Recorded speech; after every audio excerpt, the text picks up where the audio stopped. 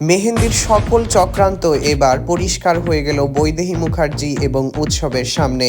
উৎসব চরমভাবে অপমান করলো মেহেন্দিকে।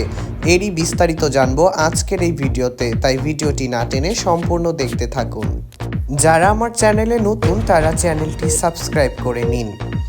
জগদ্ধাত্রী ধারাবাহিকের আজকের পর্বে দেখা যায় যে মেহেন্দি প্রথমে জগদ্ধাত্রীর ছবির সামনে গিয়ে নানান ধরনের পরিকল্পনা করতে থাকে।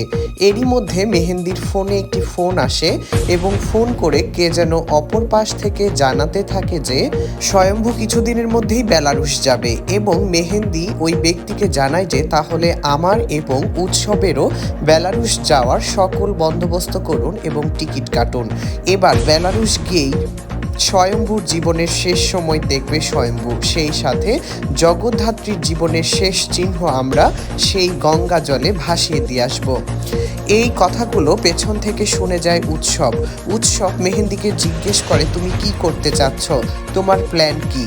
তখন মেহেন্দি জানায় যে আমার পথের কাঁটা জগদ্ধাত্রী এখন রাস্তায় নেই, শুধুমাত্র রয়েছে স্বয়ম্ভু। আমি স্বয়ম্ভুকেও আমার রাস্তা থেকে সরিয়ে দেব, তাহলেই এই পরিবার আর এই পরিবারের যত টাকা এবং কোম্পানির সমস্ত দায়িত্ব আমি বুঝে নিতে পারবো। আর এর জন্য আমাকে অবশ্যই স্বয়ম্ভুকে রাস্তা থেকে সরাতে হবে। এ সময় উৎসব মেহেন্দিকে বলে যে তুমি যতটা সহজ ভাবছো ততটা সহজ হবে না। স্বয়ম্ভুকে কখনোই কৌশিকী মুখার্জি একা বেলারুশ পাঠাবে না, সে অবশ্যই যাবে। এদিকে বৈদেহী মুখার্জি যখন তার হাজব্যান্ডের সাথে কথা বলছিল, তখন বৈদেহী মুখার্জিকে তার হাজব্যান্ড জানায় যে আমি একটি বাচ্চার কান্না শুনতে পেয়েছি, এটা নিশ্চয়ই দুর্গার কান্না। তখন বৈদেহী মুখার্জি জানায় যে না, এটি দুর্গার কান্না না।